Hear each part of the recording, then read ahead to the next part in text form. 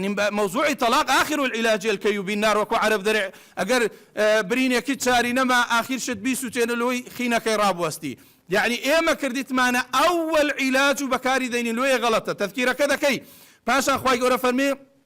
أجر هر تشاري نبو بون منا يعني هجر كري هجر كش دور جاروي خلق غلطي تيدقا دروات ماري بابي دسيتو وقندي هردي لباوشني دروا بابا أو هانية آياتك تدري وهجروهن في المضاجع يعني حلو جيقاي لناوي نوستي بس بشت دور جيرا لو يقهر غرتي شتكر كاتيو أولاد هذا بيوا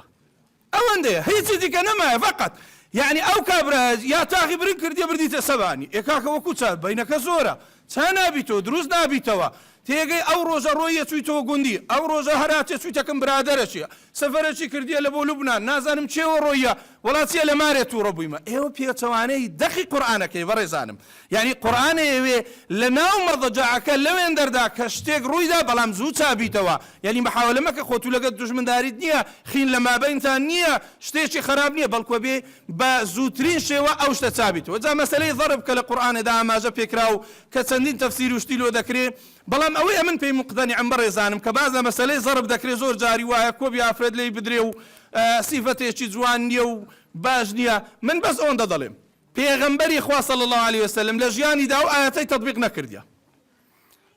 نەکردیە نوح خێزانی هەبوو لە حەدیثی صحیح داتووە پێغەمبەر صلی الله عليه وسلم دەستی لە هیچیان بەرز نەکردەوە ئێمە ئەگەر محەممەد المستەفا بۆ ئێمە قودوەیە سنەتە لە بۆ ئێمە ئەو ئاەتە تەطبیق نەکەی چکە خوا دەفەرمێ لەقەد كان لكم في رسول الله أسوة حسنة وکە لە عایشە دەپرسن داشی ئیمانداران كان النبي صلى الله عليه وسلم قرآنا يمشي بين الناس وكو قرآن يقوابوا أو قرآن هم تنفيذ كرديا بلام أو آياتي تنفيذ نكرديا كلخيزانا كاني بداتن زالوي برزانم ايما دبي او مفهومة او تمكة او هاب بو جوانيا لبرتساو من بي بو شوازا او كاتا سودو استفادة لي وردقرين براستي